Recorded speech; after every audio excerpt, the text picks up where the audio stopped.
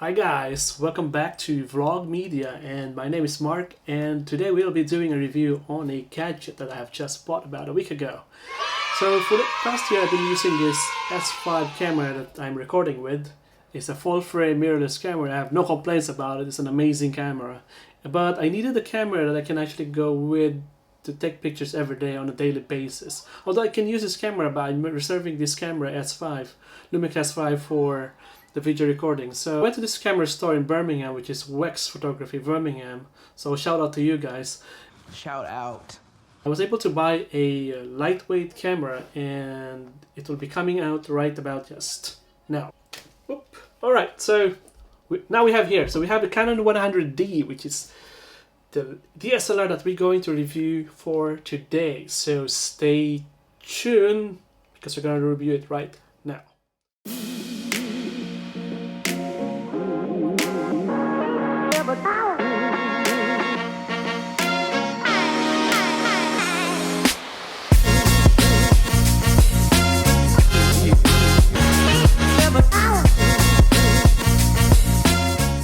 So this camera is about, I only bought it for 77 pounds, not 700, but 77 pounds at Wex. So initially it was launched about 10 years ago, way back 2013. So you might understand that this camera is almost about a decade old, and the technology from a decade ago to the present time has changed quite a lot, because we're now using mirrorless cameras nowadays, and Canon will be transitioning from DSLRs to mirrorless camera moving forward. And I'm not really sure if they're going to be making DSLR cameras in the future. But again, DSLR cameras have been still popular because, I mean, it has really revolutionized the industry of photography, and of course videography as well.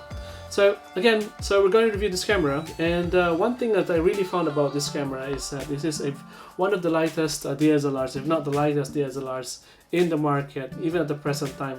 I mean, if you go with DSLR standards. So this camera weighs only about a tad higher than 400 grams, and the dimensions is about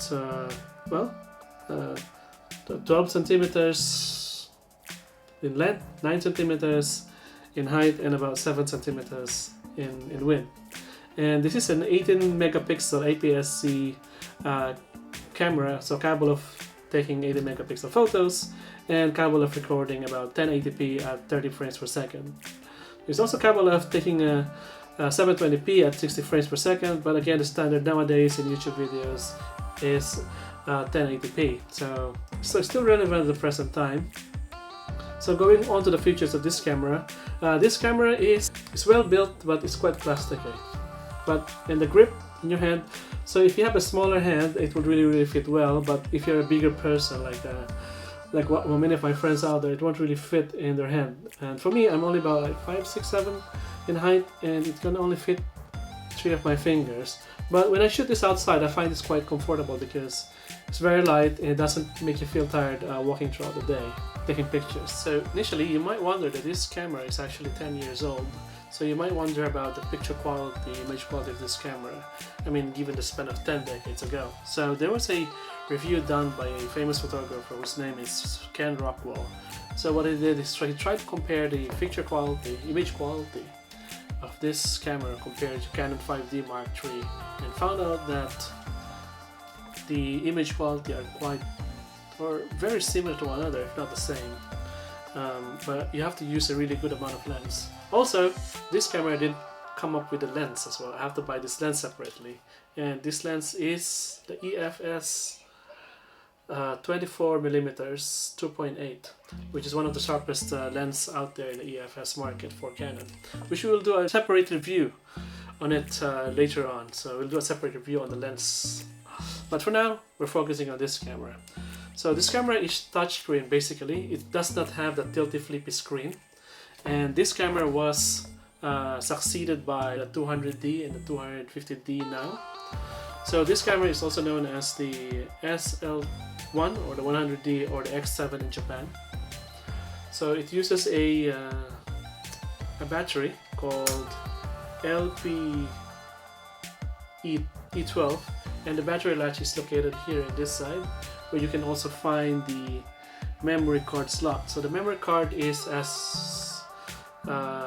actually a SD card, so we don't have the CF cards nowadays, because CF cards are pretty a lot expensive compared to the SD cards, and they're more handy and light, of course. So let's move on to the video quality of this camera. So we will now swap cameras, and we will use this camera instead of our Lumix S5, and let's show it right about now. Alright, now we're using the Canon 100D to take our video. So I'm using the 24mm EFS lens, and this camera is actually capable of following you because it has a face detection capabilities, which is a quite good advantage. So if I move far, I think the camera is trying to follow, but I don't know if it's really following me, but we'll see in the final output whether it is following me. So if I go closer, okay, and let's try and going further and going closer again. Hello there. Hello there. Yep. So this camera is capable of face detection, and we will see how the video quality looks like in 1080p for this camera. Is it at par? Is it better than the full frame one, like this one here? Or yeah. And another advantage is that since it's a very small camera, yeah, I find it less intimidating to talk to the camera, because although it doesn't really sound professional camera, but it feels more comfortable talking to this camera as compared to the other one, which is kind of intimidating. Alright, we'll go back now to the Lumix full frame. So welcome back, guys. So I'm using now the S5. So what I realized is that this camera is capable of facial detection, so it can actually follow my face going back and forth, which is quite good. So I'm not disappointed with the camera, even though it's a decade old.